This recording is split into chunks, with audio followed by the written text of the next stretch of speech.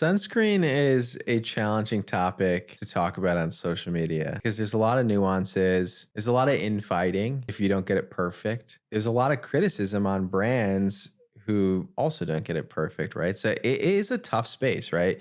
You have one side of the world that thinks that sunscreen is all toxic and is giving you skin cancer, actually, and are saying use beef tallow instead. You talk about sunscreen and you don't say everything exactly perfect, then you get some of the scientific communities like, well, did you know that this molecule has an extra carbon that you didn't mention, that doesn't affect its performance? So there's just this nuance within it. And people are so charged up about sunscreen for whatever reason. And my approach has always been just wear sunscreen, at least SPF 30 and wear it every day.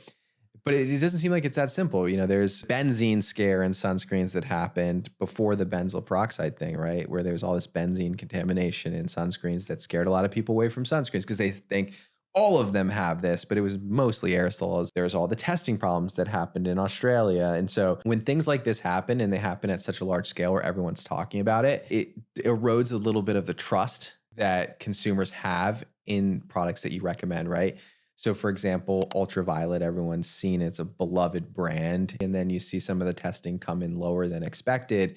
And now all these people are, I would never buy this brand, or all sunscreens aren't really what they're supposed to be, right? And so let's say that you're a person who recommended that brand or those products, right? And then people are like, well, now can I trust your recommendation, right? So I think it's so much more nuanced than that, right? You have a testing lab that wasn't reporting things correctly. The brand seems to have tried to do everything right. Maybe they didn't communicate everything right.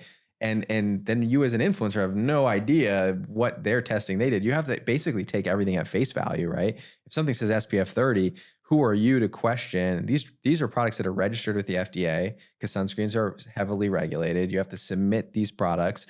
The packaging and label and all the indications are all submitted. It's all verified. And so for me, I just tried to get not very specific, tell people to wear sunscreen. I know the net benefit is positive because I see it in my patients every day. When you don't wear sunscreen, you're way higher risk for skin cancer, way higher risk for sun damage. And I don't really get too much into the sunscreen debate, honestly, on social media because I feel like it's a losing debate other than to say wear sunscreen every day.